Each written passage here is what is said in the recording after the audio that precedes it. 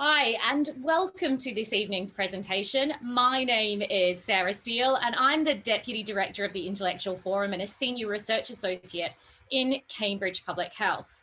Before we get to the event this evening, I just wanted to cover a few things. Just to let you know, we are recording this event and we will be following it up on social media. So we really want to thank you for joining us.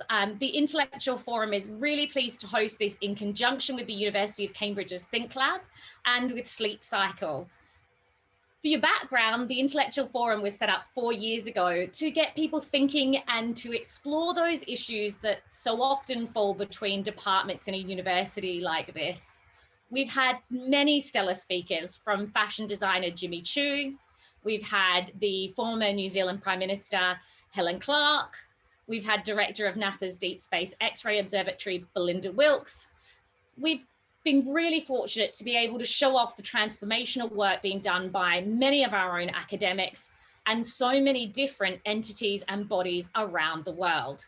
Tonight, we're really delighted to be able to welcome Mylan and Michael to discuss Sleep Cycle and what is known about sleep. Of course, as I've said, we're hosting this in conjunction with the university's Think Lab as part of #Sleep Week, which has been set up to discuss all manner of issues around sleep this week. We've had presentations so far on infant sleep, on children's sleep, on what we know about sleep technology, and we've got another presentation tomorrow night, really fortunately from RAND Europe, on the economic aspects of sleep, particularly looking at the cost of poor sleep for society more widely. But the Intellectual Forum isn't just concerned with sleep. We've got a range of events upcoming. We have a masterclass on lifelong learning coming up, and we've got events for the Cambridge Festival coming up as well. Those cover all manner of issues, from how social media is changing our life, fixing the financial system, how to treat difficult cancers, and on atoms. We've got a load of different events. But while we absolutely love to see you, for those, we know you're here tonight to talk to Sleep Cycle. We will have an opportunity at the end of the presentation that you'll receive to ask questions. We'll have plenty of time, but we may not get to all of those questions. And that's because with millions of users worldwide, Sleep Cycle, as one of the world's richest repositories of data, has so much that it knows about global sleep habits. So in 2020 alone, Sleep Cycle analysed over 2.9 billion hours of sleep. Hundreds of minutes of our snoring, I have to admit some of my data's in there for sure, and thousands of other sound clips from the users' sleep environments. The platform generates nightly sleep reports, tracks long-term sleep trends, and logs how daily activities impact on sleep quality. So with strong connections to worldwide sleep research, Sleep Cycle has a load of anonymized data and looks to basically harness that data to improve global understandings of how we sleep. So with that in mind, I'd like to introduce you to Mikhail, who is the CTO of Sleep Cycle. And before he transitioned into that role, he designed audio-based sleep tracking systems for Sleep Cycle and was the head of the core technology team. And then we have Mylan, who is the director of PR and partnerships. And since joining the company in 2014, she has managed all the external communications efforts for the company, including translating sleep data into news and stories, as well as contributing sleep data to research projects that increase sleep awareness and understandings worldwide. So I invite them both to turn on their cameras. They have a wonderful presentation for you this evening. We're so pleased to have them with us, and we will have plenty of time after this presentation to ask any questions you have. And if we don't get to those, I'm sure we'll be able to follow up later on. So over to you both. Hi, I'm gonna give this a go and see if I can share the presentation here. Let's hope technology is on our side.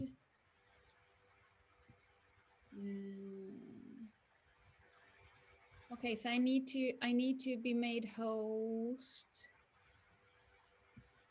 Let me see here. Here we go. Can everyone see the slide? That's perfect. Let's enter this mode. Okay, so I'm here today. My name is Malin Abrahamson. It says Eriksson on my picture here tonight, and it also says Malin Eriksson on Mikael there. He is not my alter ego. He's actually his own person, so it's just the wrong name under his video. Yeah. So we're here today to talk. I'm going to start off talking about a little bit about what sleep cycle is and how we track individual sleep data. I'm also going to go into a little bit more detailed on how we gather aggregated data, as well as how I work with transcribing that data into news and stories, sharing it with the world. Michael is going to talk a little bit more about our machine learning technology. He's the expert of that area. So all Q&A on technology to him, not me. First and foremost, Sleep Cycle was founded in 2009. At this, today we have over 48 million downloads in over 150 countries. To give this some perspective, I joined the company back in 2014. At that stage, we had about 1 million downloads. Our mission is to improve health by empowering people to better sleep. And what that means is we want to put all the knowledge we can give our users in their own hands to act upon. We help users improve sleep on an individual level, but then we also spread sleep awareness on a global scale. And I'll get more into how we do that. So we believe knowledge sets the foundation for a change. And we believe in a holistic way of tracking and improving sleep.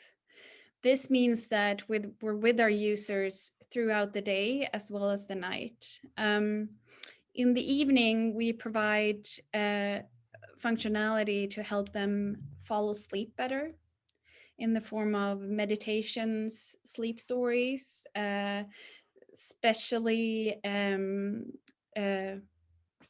created musical pieces, or just white noise, all sounds and sleep aiding audio functionality. Throughout the night, we track their sleep patterns and analyze our findings. In the morning, we wake them up in light sleep. Waking up in light sleep sort of feels like waking up without an alarm clock, feeling energized. We present the stats from their nightly sleep and pinpoint learnings or trends in those statistics. Then throughout the day, we track daily activities and gather information on outside factors that could be affecting their sleep quality. What happened here now? There. And as I said, knowledge always sets the base or the foundation for a change. And that is why we start off by measuring our users' sleep. And we track it with our patented AI-based sleep analysis technology. We use both audio and accelerometer. Michael is going to talk a little bit more about this when I'm done with my section here. We translate our findings into insights and learnings, personalized coaching derived from both our individual data insights, but then also from the plus 450 million nights that our users anonymously and voluntarily shared. I'll get more into that data set in just a little bit. These insights are then analyzed and reworked into toolboxes, a broad set of tools helping users improve their sleep routines little by little in a non-intrusive way. One thing that's been with Sleep Cycle right from the beginning is we're not here to disrupt routines. We're here to complement them and seamlessly fit into them. Sleep, I mean, I heard before entering this video now, we asked a little bit about the audience, and I heard we have many sleep experts on the line today. So I think they would agree with me when I say sleep is vital for a healthy life. Quite recently, World Health Organization pronounced lack of sleep a global pandemic. What this means in numbers, give or take, is that about 40% of people worldwide do not get enough sleep. We also see trends of a rising number of sleep disordered identified and diagnosed. Some of the reasons for this, among many others that are pinpointed, are tech disruptions in bedtime environments, other lifestyle changes. We have obesity, the increase of stress in society. All of this leads to both, or has effects on both social relations, but also productivity at work, memory problems, but also more serious long-term health effects like cardiovascular diseases. And so I could go on and on about this, but what I want to show you next is how we see this trend of lack of sleep being a pandemic and a big world problem actually translating into an increased interest for knowledge among people. Big part of my job is keeping my ear on the ground and tracking and looking and making sure we stay on top of search trends for sleep. And we see an increase in people searching for how sleep works, how to improve sleep, but then also a thirst for tools that will help them. And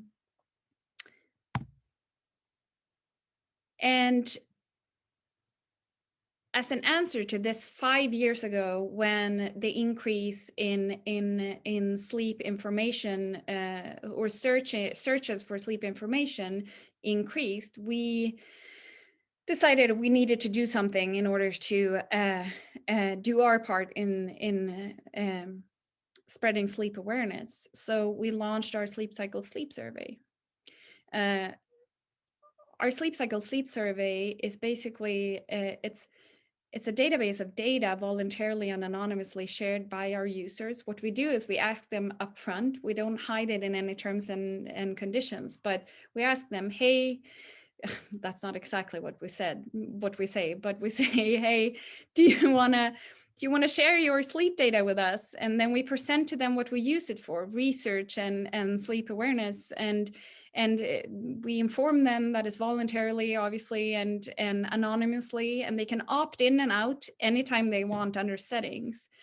Turns out over 30% of our users do want to contribute to that, to the knowledge that comes out of this data, which is very, we're super grateful and humble to that fact. This translates into the over 450 million nights we have gathered up throughout these years.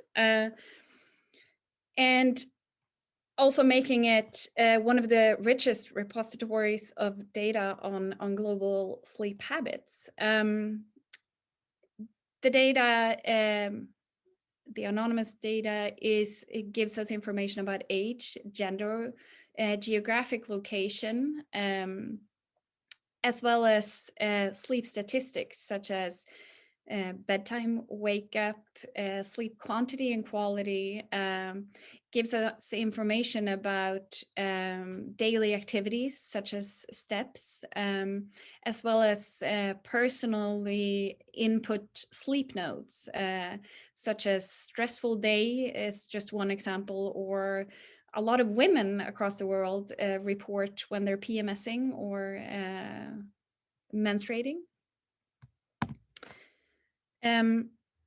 And as mentioned, we use this data to spread awareness and give insights in sleep patterns worldwide. One of the ways we do this is by generating our own sleep reports based on events and happenings throughout the world. I'm going to give an example on such a report here on the next slide. We also work proactively on and on demand with media and different media outlets. For one example, a couple of years back, we worked with the Economist on comparing sleep quantity to GDP worldwide. And this article found that people in richer countries actually sleep better. We also work closely to a number of universities providing our data to their research and studies worldwide. And further on in this webinar, Michael is going to give an example of one of these studies recently released. Okay, so I have to move the... One example of a sleep cycle generated sleep report that we recently gave out is one where we looked at the election's impact on American sleep. Very interesting. We also compared stress levels and sleep throughout Democratic and Republican states, also very interesting. But among the key findings was when we compared Americans' sleep habits to the election night in 2016 with this past year, we saw that people stayed up a lot longer 2016. And this year, a much bigger portion expressed stress over the day. They used a sleep note stressful day on this day, both compared to 2016 as well as the normal weekday. Okay, so I have one question for you all, and I know there's no way for everyone to answer now because we're too many online here, but what city in the US do you think stayed up the longest on election night?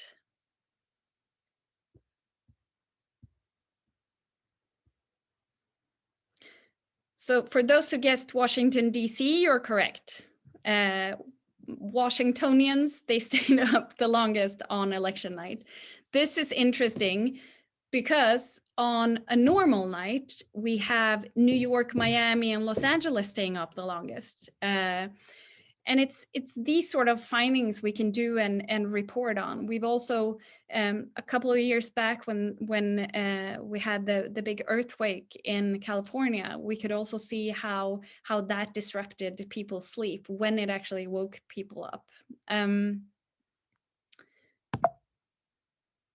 Okay, so some takeaways, let me see here, there we go. Some key takeaways from this section of our presentation is I want you all to notice how or take in how sleep is individual. There's no normal, there's no right or wrong, there's no solution that fits all, as well as knowledge is the first step to change. We've learned that getting to know your own sleep patterns is the first most vital step towards finding ways to improve them. And I'm going to hand over to Michael and machine learning. Yeah, thank you very much. Thank you. So, okay, so now you heard about let's say the data in the sense of what we do with the data. As Malin said, I'm going to get back to a recent paper that we actually published, an academic paper, but I'll keep that towards the end. So I'll first walk you through, and I hope that you're really keen now to know about our the engine behind this. Well, what makes this tick? What makes it possible to get this data? So that's really what I'm going to talk about. So the key things that we thought about when we designed the way that we built this product was, first and foremost, we want a sleep tracking solution that works for as many people as possible. That's really important. So we want something that is non-contact so that people can use it effortless. And we want something that is accessible to almost everyone. And we want it to work everywhere.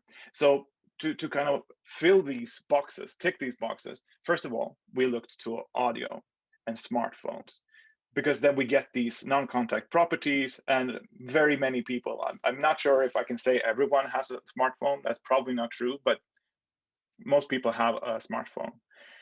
So it becomes accessible to everyone. So that's great. The second thing, and Malin touched on this as well, and obviously if you work in medicine with real patients and real data, you know that there's a lot of variability between people, always. And we want to have a solution that works for everyone, or as many as possible, everywhere, right? So to be able to do that, well, it's on the slide, and you guessed and you heard it already. We turned to a machine learning based system to do that. So that is how we solve it. Now, the next slide, I'm going to go to very shortly. Fair warning, it's a bit of a technical slide, not math wise, but there's a lot of information on it, just so you know. And I will spend a lot of time on this slide and walk you through the whole setup we have around machine learning. So you can change slide.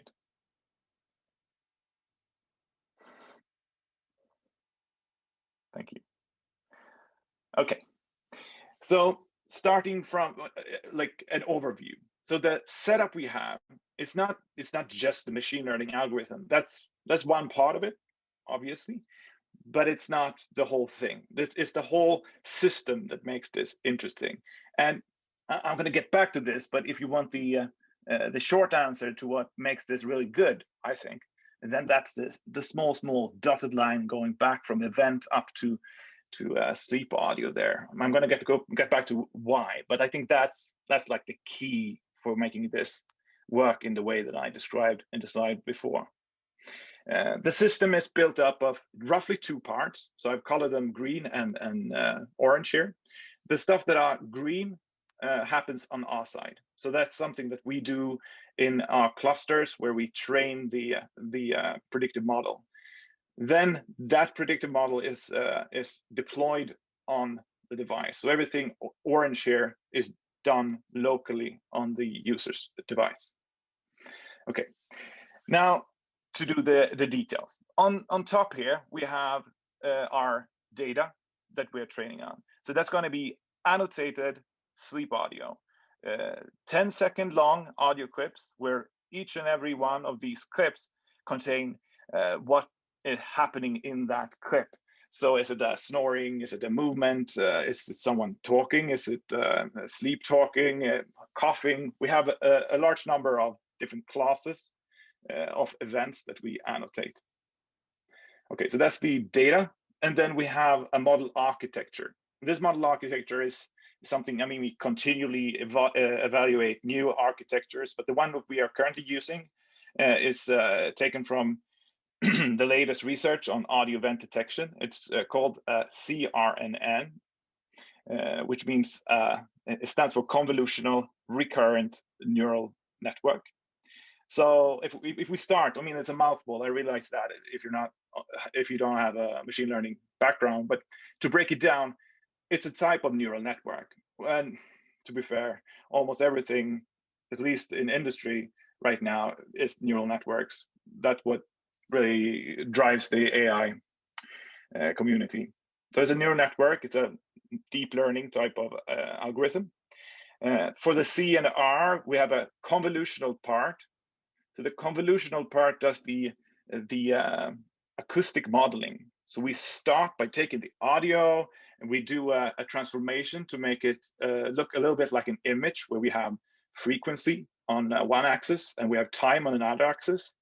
So we have like a picture, and then the convolutional neural network was really developed to do image analysis. But we use it to do the acoustic modeling. And then on top of that, we stack a recurrent neural network to integrate information over time. We have a bidirectional recurrent neural network, so we can integrate in both ways. And the reason we do that is because, well, let's say you have footsteps. One footstep is not really that dissimilar from just dropping a book in the floor. But if you have the whole melody of someone walking, then it's much easier to discern what's going on. And this is something we can see. So if I run the network, we do breathing analysis. We can detect breathe in and breathe out. And if you just listen to a breathe in and see what happens in the model, then it's not so easy for the model to know that that is a breathe in. But when it hears the breathe out, then all of a sudden it realizes, yeah, that was a breathe in, and corrects itself. So it's a very important part of the model. Okay, so using that model architecture and the sleep audio, well, we train a neural network, and that's done just using normal. We use atoms. It's nothing special there. It's to find the correct parameters for the neural network. Okay, so this all happened on our servers. Now the next step is that we deploy this predictive model on device. We can do that in many different ways, but recently we have come to a point where we can actually deploy it via a service directly out to the model, to the client, so we can update that model frequently. But the point is, it's on the client devices. It takes the audio. So if you noticed, I made the sleep audio both green and orange. Yeah. PowerPoint skills there, right? So now we're talking about the audio from the actual bedroom where the app is being used, and that is fed to the predictive model, and the predictive model generates events. These events are the snores and movements and so on, and those are what drives everything in sleep cycle. So we take, for instance, the events and show them to people. So if we look at the image on the top right, each dot there is something that happened during the night. Obviously, we won't show everything, but we select a few things that we think are interesting and show that to the user. So they can play it, listen to it, and see what happened. I think it's kind of fun. Sometimes when my daughter comes in the middle of the night and says something funny, I think that's really what I use it for the most, to be fair. But it's also interesting to hear if you have coughs and things like that. Okay, and then we also use these events to create the sleep metrics, things like sleep efficiency, things like, well, detecting sleep wake, obviously. And other things like modeling went into, like total snore time and so on. Everything is computed based on those events. So for the dotted line that I said was the key for making this interesting and working really, really well in the way that I wanted, when we show these events to people so they can play them, we also say, we let users give us feedback. So if there's a snore and someone says, not quite a snore, that's just a breathe, right? Then they can change that label. And then if they do that, we ask kindly, is it okay if we look at that data? And if they say okay to that, then we will anonymously and securely upload that back to our annotated data set. So by doing this, we have been able to generate so much more data. So first we had a data set that we had with annotators, professional annotators working at our place, annotate the data, and we came up to a pretty big number of, a decent data set, let's put it that way. But now we have a data set that is actually bigger than, just to give you a number, bigger than Google's audio set that's been released online based on YouTube videos. So this is actually bigger than that. So it's a very big data set, and it covers so much more, and much better at handling all those weird circumstances. You have people sleeping in environments that you would perhaps not think about as the most common places to sleep, but it could be, in the middle of a forest, or with hens in your bedroom, or several dogs and 10 cats and children and whatnot. So there's a width of environments that we can capture. Okay, so now I'm gonna talk about the academic article that we hinted that we were going to talk about. So it's a recent article published, I think, just like a month ago. Yeah. So it's a collaboration that we did together with Rebecca Robbins et al. At Harvard Medical. And I think what's interesting about this, I'm going to get back to why I think sleep cycle is so essential to it. But what we did here was we looked at, or Rebecca Robbins did with our data, looked at how the pandemic has affected total sleep time, or total time spent in bed, in different cities around the world. So we looked at London, Los Angeles, New York, Seoul in Korea, and Stockholm. And then tried to see how the pandemic in itself, COVID-19, but also the countermeasures set in place to counter the pandemic, how that affected the sleep. And we can see that for London, Los Angeles, and New York, where we had stringent countermeasures set in place, we can see a very, very steep incline in the number of hours spent sleeping in those cities. While if we look at Stockholm, where there were no such countermeasures put in place, there's a much more gradual increase. But we can also see that the total, in the end, the effect was similar. It's also interesting to note that people in Korea tend to sleep much less. They also had a significant increase in sleep during 2012, but it's not as easy to see exactly what affected it or when. Okay, so why is this so interesting for me? So what we did here, in a normal sleep study, we would never be able to see this. So in a normal big study, you could have a few hundred people, maybe you could have 1,000 people, if it's a very big study. In this study, we have 2.9 million nights of data that this is based on. So even though we're looking at specific cities, we can still get that big data. And secondly, we did this in hindsight. So we could pull data, historical data that we had, so we could do this longitudinal study, if you can call a 2-year study a longitudinal study, but in hindsight, because we had it already, and we could do it for a large population, even though we selected a few places. So I think that's really key. And we could do that and get these really tight error bounds, confidence intervals, sorry. So that you can actually see these like finer structures of the statistics, even though, they're very specific places and so on. So I think that's really key. You can change slide. All right. So now I'm just going to give you a few key takeaways from this part, and this is the last part, and then we'll open up for questions.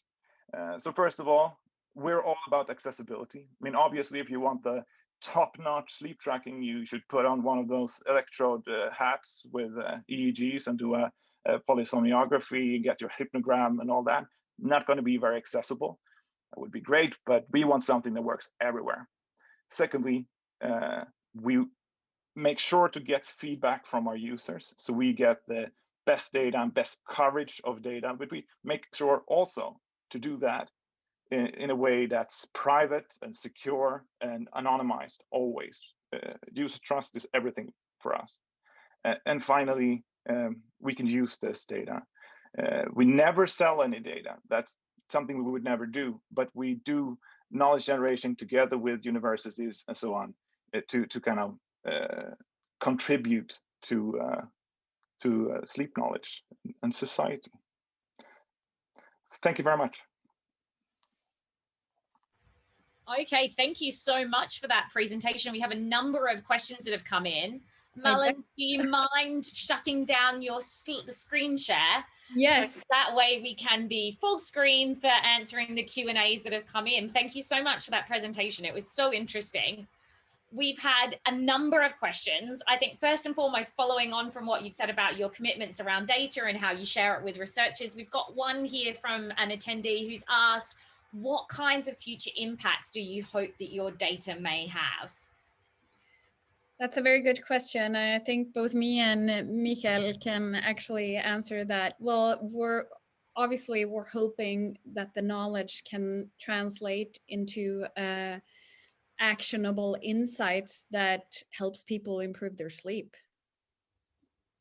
Okay, so at the individual level and? At the individual. Well, we also wanted to, so sleep research is compared to many other areas, and correct me anyone who's, I know there's a lot of knowledgeable people on this, but it's a quite young area, still under evolvement, and we want to, I think what we're hoping that our data can contribute to is increased understanding and availability of aggregated sleep data, analyzable, that's not even a word, but available for analysis. Michael, what do you say? Yes, I think what's interesting is that we open up for a different kind of question that you can ask. So questions that would be very difficult to ask on a small scale. Maybe we have small effects, and also questions that.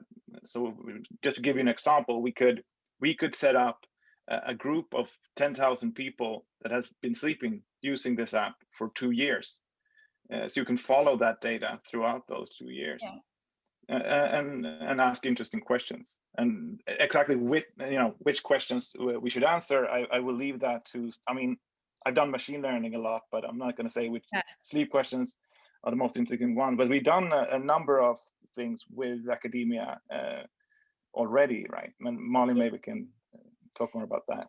Well, we've done a bunch of things, but in a couple of universities, we've even provided sleep cycle as a tool to track participants of surveys, and having that compared to bigger data sets on a global scale. As I mentioned before, we have a running research on right now with the one of the big universities on economics and the effects of sleep deprivation. There's tons of possibilities out there, and it sounds, but we want the data to be for greater good. That's why our users share it, and that's what we want it to be used for. So somebody has followed up with that kind of for the users. How quickly have you seen positive impacts on individuals around sleep from your app? Is there some kind of data to show improvements, or how do you approach this? What's the kind of evidence and ethos that you have around it? Yeah, so we have users. All of our users don't use sleep cycle primarily to improve their sleep. A big portion of our users use it to stay in healthy trends as well, meaning as an indicator if they're shifting away from their normal sleep schedule, or to indicate changes or new behavior that might be affecting their sleep. With the usage of sleep cycle over time, your historic sleep data grows as well, meaning the insights get more and more precise and more targeted to you as an individual, meaning the knowledge grows, and when the information flow grows, that also means we can give you more correlations as to what habits could be negatively or positively affecting your sleep. But then we're at the stage we don't aggressively poke our users to implement a bunch of new behavioral changes, because the stress about not sleeping well is really serious and not something that you want to add on stress to. So it's, to be honest, it's a very diverse question and answer. Yes, we do see, and we get a lot of testimonials from people who have improved their sleep and seen positive results, tons.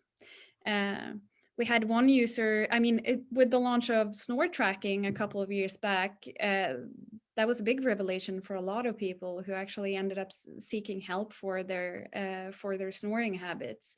Because, I mean, if you don't sleep with a partner and you don't have anyone else in your household, how are you ever going to know the severity of your snoring? So yes, we have a lot of users expressing positive trends, but in order to dig deeper in that data, you would have to do it on an individual level, because no one's sleep journey is the same. So we have a couple of questions here about exactly the thing that you just raised there about sleeping with people. And so I think it's probably more of a technical question here about how, if you're sleeping with somebody, does that impact on the data?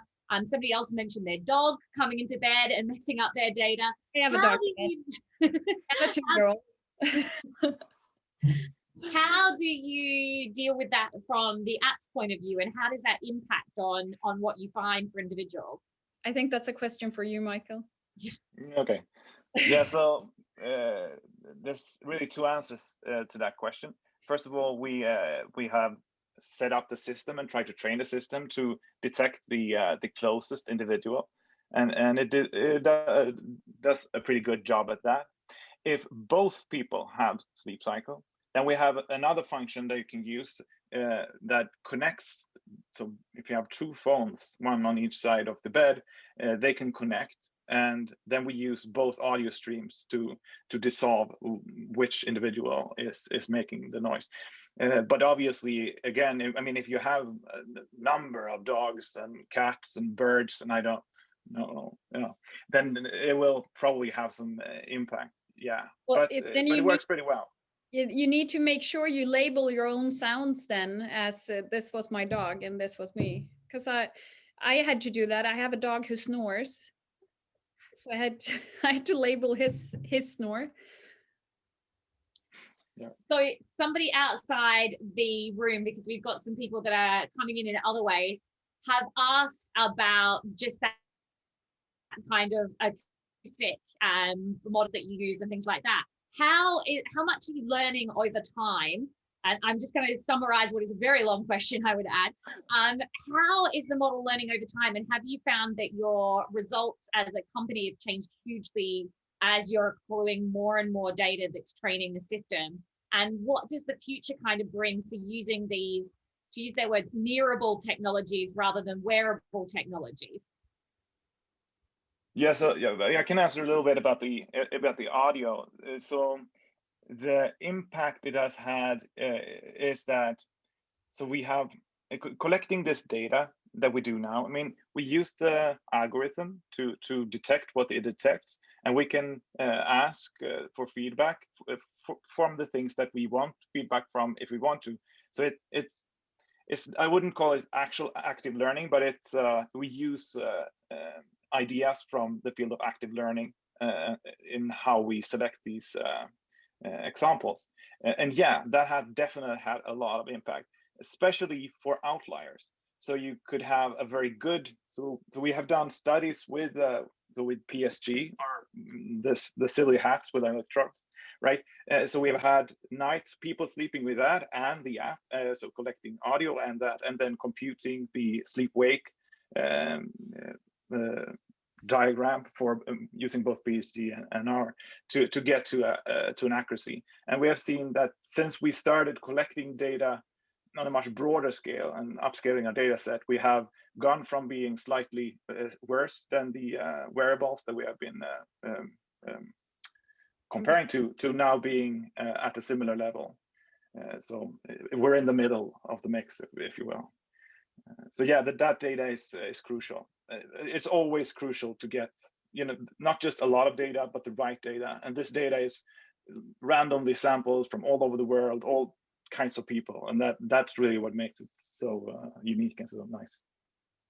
So one of the questions that's there about the worldwide side, so we've had Paul Klein, who's at Anglia Ruskin University, which is a university here in Cambridge, asking what might explain the polarity of sleep time differences between Seoul and Stockholm, and do you have any speculative ideas as to why that polarity may have come to pass? So I'm not an accredited sleep expert, but I've spent a lot of time looking at our data, and I can tell you that throughout, among other countries like Japan and South Korea, they always fall low on the sleep quantity side. Now, I'm not going to put analysis into that, because that I would need some sort of quantitative survey or bigger study in order to analyze those results. But if I would guess, I would think it has to do with work-life balance. That's my guess. And Stockholm, also the difference between them, I guess, is that Scandinavia's work-life balance it looks a little bit different than parts of Asia's. So one of the other questions here is, do you collect socioeconomic data from users? And if so, how do people from different backgrounds compare in terms of sleep? So that kind of cultural, social aspect. Yeah, no, we don't. Okay. And so another question here was about inequalities in sleep. Do you try and look at the different kinds of people who are downloading and using your app, or not really? How do you mean in terms of different kinds of I guess I mean we do get information like gender and age, for instance. So yes, that is something that we take in account when we analyze the data. And there's some really interesting finds to find on those. If I point a couple out, not that that was part of the question, but women tend to sleep more than men. Across the board, but a lot of times they express more stress and have a harder time falling asleep. That's one. And then teenagers and older adults close to retirement tend to sleep a little bit better and more than people in the midst of their, I would say, career and childbearing years, if I were to put a guess. Obviously, I don't have that information about the users, but it correlates to the possibility that that's one of the facts. And when it comes, yeah, sorry. When it comes to the audio analysis, yes, that is something to do take into account. I mean, obviously, sampling from the population of all our users, we get a somewhat skewed image. There's going to be some groups that are less represented and so on. So when we do our evaluation for those persons, we actually do have that information. We take that into account. We look at the different groups and see and make sure that it works okay over the board. But usually those cases where it's difficult, it's more people, for instance, with sleep apnea, maybe having CPAP machines, things like that has much more impact than just sex or Yeah. age. True. So one of the things that you just mentioned is sleep apnea. One of the other questions we had here is, do you or can you use sleep cycles data for diagnosing or monitoring certain diseases that affect sleep? Oh, Who knows? So does it it's a very complicated, sleep apnea and it's a very complicated question. And when it comes to professional diagnose, and I mean, first and foremost, sleep disorders is something to take very, very seriously. It's not an area you go into until you're absolutely sure of what you're sure of. I think at this time and age, it's I mean, it's more complicated than just thinking about it in that way, I would say. What do you say, Michael?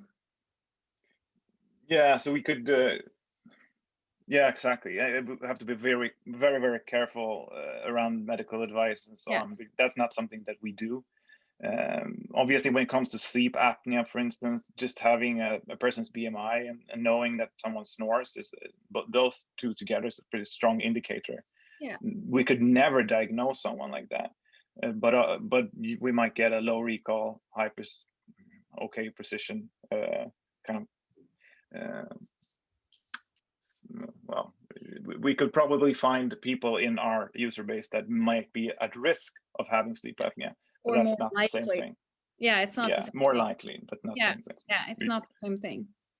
And with the rise of diagnosed sleep disorders, it's something we take very seriously, and it's not lightly to be handled.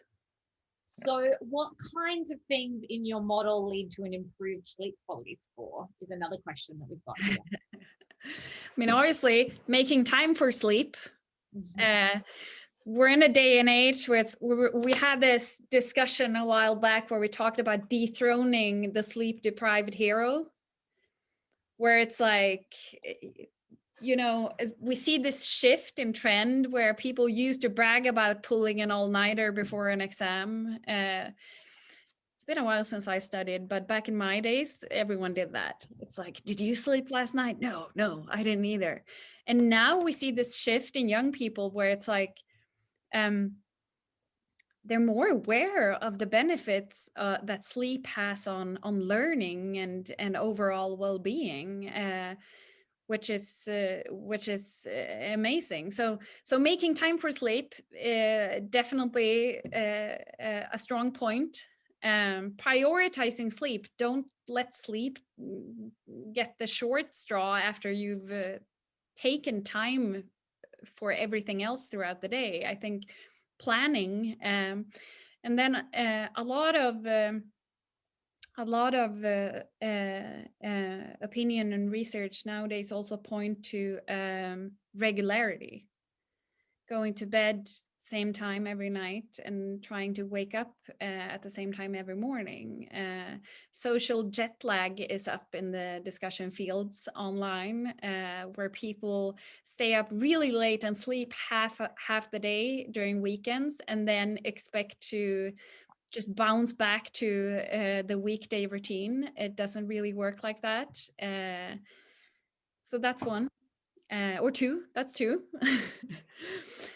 But then you have all the surrounding factors as well, like that people are already aware of. Our users log if they eat late at night or drink coffee or work out late at night, and all of those things are really individual. The only way to learn if that affects your sleep is to actually track it over time, which is the answer to a lot of these things. Because I mean, we can't even say that if you sleep 8 hours a night, you're good.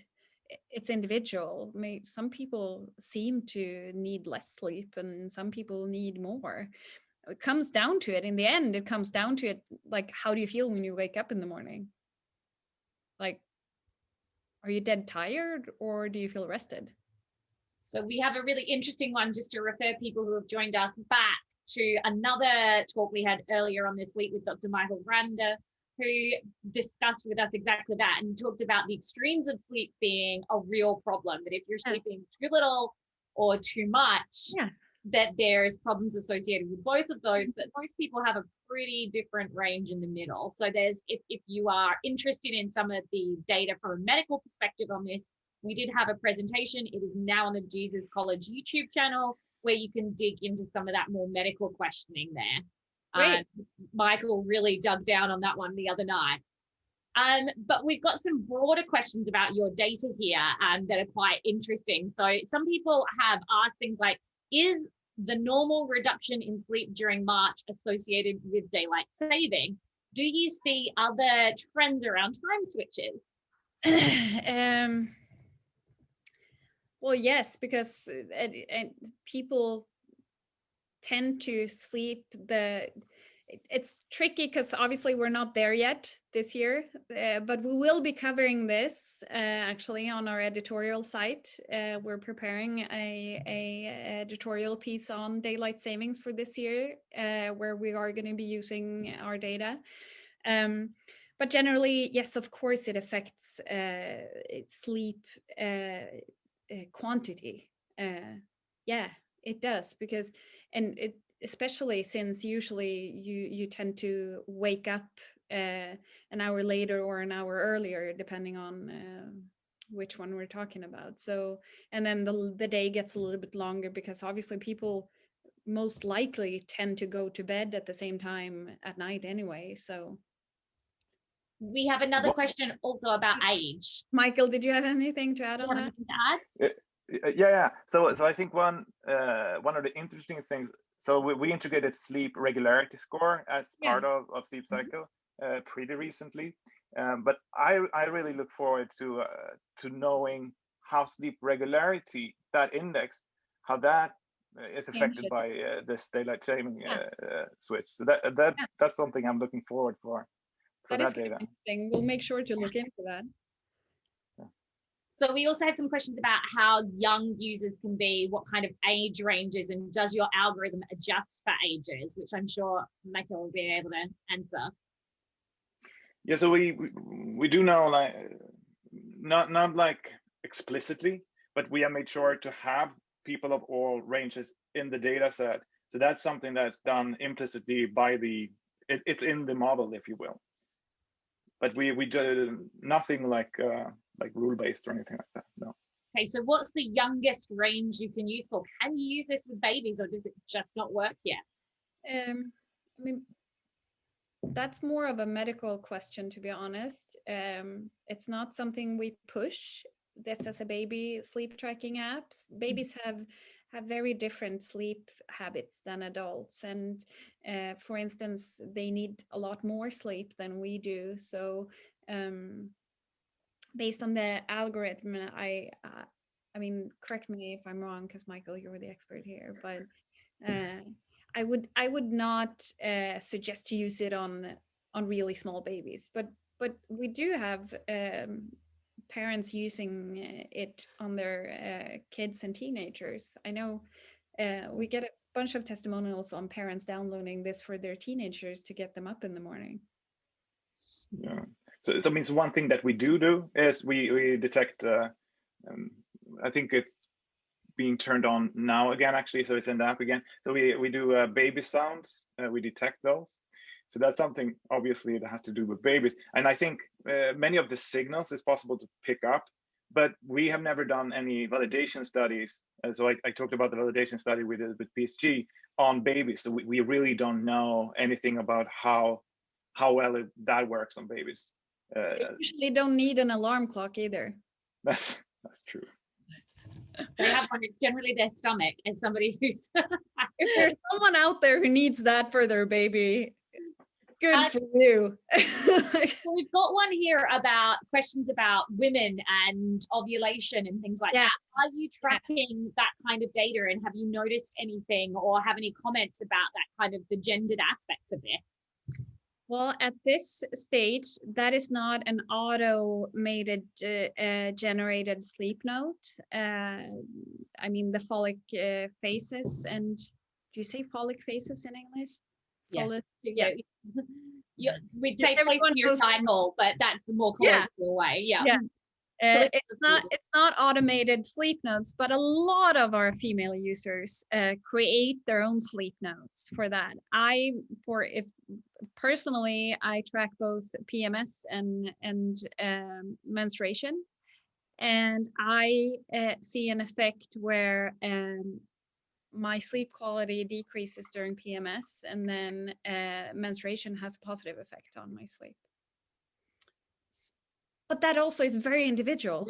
I was going to say mine's the inverse. I sleep track too, and mine is completely the opposite to yours. See? So it's, but it's a very interesting question raised, and it's an area where more attention needs to be brought to, for sure.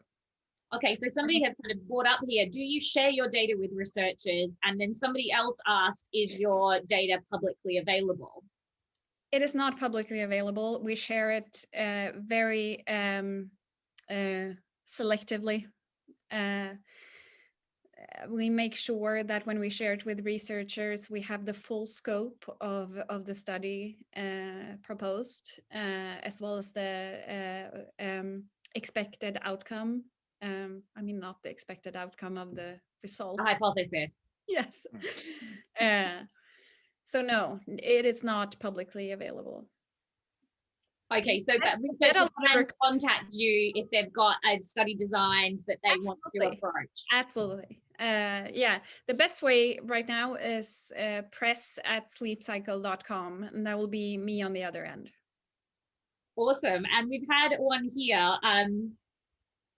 We've got one that's come in via a screen. The irony is not lost here, which is, do you have any thoughts on how sleep quality might relate to our screen habits and social media use across different countries and cultures? And related to that, how having a phone next to your bed may impact you, because obviously you rely on having phones there. So there's a little bit of a question there. The right answer here would be I can't tell you, because I don't have the exact study in my head now, but there are studies out there that I can provide the links to afterhand, but that points to that. I mean, obviously it's not great to use any screens, TV included, right before you go to bed, because it has to do with your circadian rhythm and disrupting it. But there's signs that point to it's not so much that you're using a screen, but what you use it for. So, I mean, if you use it for relaxing activities like reading a book on screen, nowadays most screens have night mode too, so it's minimal disruptive, versus if you use it to check up on your Twitter feed or your Instagram stories. I mean, we can all say that that will have different effects on our stress levels, and that's what I can say about that. It's a good question. Having the phone next to you, I mean, the screen is completely dimmed, and if you want to completely disconnect, you can even run it on airplane mode, and then it's just another device next to you with no disruptions. So I think that was a really interesting one from somebody outside the room. Somebody here has asked, can your tech tell when I'm dreaming and what kind of dream it is? Depends on what you say in your sleep. So related to that, there's been a lot of questions about the privacy aspect and anonymization and things like that. So with continuous audio, simple removal of IDs may not work all the time, is a question that somebody asked there. So how do you go about anonymizing your data and making sure that if I'm talking in my sleep, which I actually do myself, that I'm not saying self-incriminating things to the world? Well, that has to do with the on-device analysis, I would think, Michael, right? Yeah, so we the audio never leaves the device, and those annotated clips that people provide, they have listened to them first and then sent them to us. So that's not, they get to choose if they want to send it, right? Trust me, we want all your sounds. So a lot of it to is user consented at the time. So you capture it device specific, and then they can consent to sharing that so that your model learns. Is that correct? Sorry, can you say it again?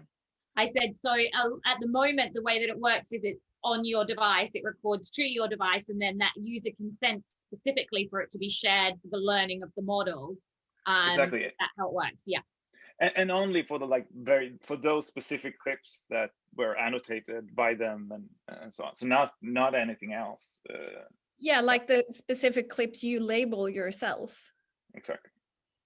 So for the majority of the sound data we analyze on device, then it's discarded. We never hear it. Yeah, we never save it.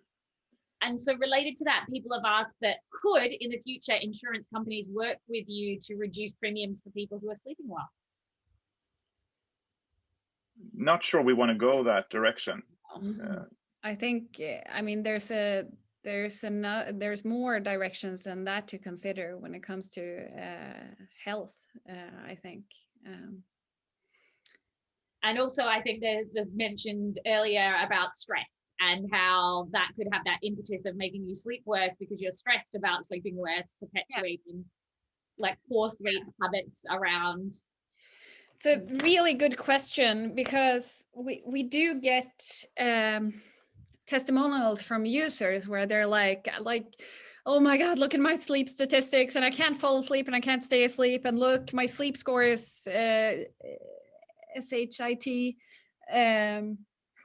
And what we normally say to those users is, well, take a step back. Don't track your sleep for a while. Focus on your sleep habits. Just wind down and do the things that make you calm and make you feel good, and how you feel when you wake up in the morning. Because basically back to basic. It should never be a stress factor. Then it's counterproductive, isn't it? So that's usually the advice we give to our users. So we've got a question here. What conclusions have been led so far from studying your data? So what kind of studies have been done using your data, and what kind of conclusions have they reached? If you can speak to a couple of them. I know you spoke to one study in particular. Yeah, so some of them have not been released, so I can't talk about them. But the one that Michael talked about is really interesting, where we see how impacts of everyday life has a direct impact on sleep habits with COVID. And we also released a sleep report on COVID, a sleep cycle generated sleep report on COVID, actually, where we paired it with a quantitative survey, where we could see that young people actually experienced the most stress and problems related to sleep along with the lockdowns, because of increased use of technology throughout the night and less social interactions with remote learning and all of that. So that's a really interesting conclusion, I think. And off the chart, so on our website we have this section under about sleep, where there's a number of themes at the top, but we have one called sleep reports and one called sleep science, and in those we have a couple of the published reports we've done. And then in our press section we also have the Harvard study, if anyone's interested in reading that. But we'll get back to that once we have more published. Yes. There's also a question here about somebody who's older. So one of the questions, I kind of want to just take their question and turn it a bit into more generalizable. So what about older people, over 85-year-olds? Obviously, there's a huge amount of issues in in older people at the moment with general health and well-being and comorbidities and all of these kind of things. So obviously sleep really matters. Especially they usually have a lot of trouble staying asleep throughout the night. Sorry, and go so ahead. how can your app help with that? What kind of, do you have any insight into older people and how you could leverage your technology for that? It's a really good question. The technology part I'll leave to Michael, but we do have a big portion of our users over the age of 65. No offense to anyone 65 not considering themselves as older, but that's the span. Over 75, we also have users. And one thing they express is having trouble, they waking up and then having trouble going back to sleep. We implemented so that our sleep aid, music, meditation, and stories can be started anytime from the device. So that's one way that could help, just to sort of get your mind off worry and whatever triggers they have. Because I can only imagine, especially nowadays in the day and time we're in, with COVID and that it's a lot of worry and stress and loneliness that goes around with our older population. So yeah, I would point to that function base or specific functionality in the app. We've seen that people do have easier to fall asleep when they use sleep aid. Is there anything you wanted to add on the technology side? No, I think Marlon gave a very good answer. So we're coming to the end of our session. We've got one more question that I want to put to you, which is, how do we convince business leaders and companies using your kind of model that you've set out to take these privacy issues like you have and buy into the fact that we need more control over our data and things like that? So how did you come to this commitment to use your data in this way rather than selling it and maintaining privacy and really empowering users? And how can we kind of leverage that and learn from you to seek the buy-in of other business leaders and employees and people like that? Well, it's a tricky question because it depends on the business. But we can only answer that from our perspective. And for us, it's very important that nothing gives us a stomach ache. It's feel good. It's a really feel good product. That's actually what brought me to Sleep Cycle from the beginning. It's such a feel good product, and it needs to be. Sleep is such a, if I'm diverting a little bit away from data, but sleep, it's such a delicate state. You're very vulnerable, or you feel vulnerable and left out. So being a part of someone's sleep routine is something we truly value and respect, and that shines through in our work with data as well. It has to be feel good. I mean, user trust is everything for us. Yeah. We're asking them to have this on while they're sleeping. Yeah. They have to trust us. I think it's important. For me personally, and this is not a Sleep Cycle motto or anything, but for me personally, I've always thought every time I make a decision, I think, is this something I could, if I were like on TV having to defend this decision, can I do that then? Is this something that feels right? Yeah. And it should always feel right. And if we can only speak from our company's views, and that is something that shines through the company culture on every level. So one last question from outside the room to wrap up, which is the top 3 things that you think Sleep Cycle will learn over the next 12 months. Ooh, I want to hear this. Well, do you have a point on that, Kogi? Yeah, yeah, I'll add one that I'm really excited about. It's machine learning, of course. I mean, my background is machine learning. I love machine learning. So in that field, we have really exciting preliminary results on using, without going into too much technical detail, but using the output of the model in a very interesting way to actually track the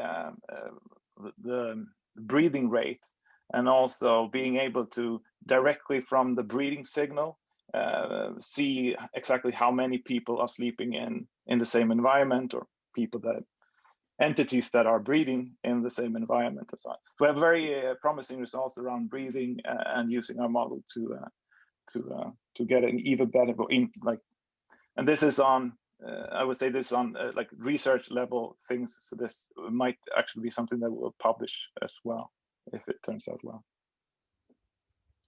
Something I think is also very interesting is further tapping into behavioral changes without disruptions. We're very mindful when we implement new functionality in the application, making sure that it stays true to our values, but also to the users' benefits. If it doesn't make sense for the users, we don't like to implement it. So further developing sort of the behavior change nudges is something I'm really looking forward to. And is there a third one? Anything post-COVID you're interested in seeing what happens? Well, so if I can look to the data, and a project I would be very interested in looking into, that maybe, well, we can say that I'm hoping Sleep Cycles data will reveal is, so we live up in the Nordics. During summer, it doesn't really get dark during night. And in the winter, we only have a couple of hours of daylight.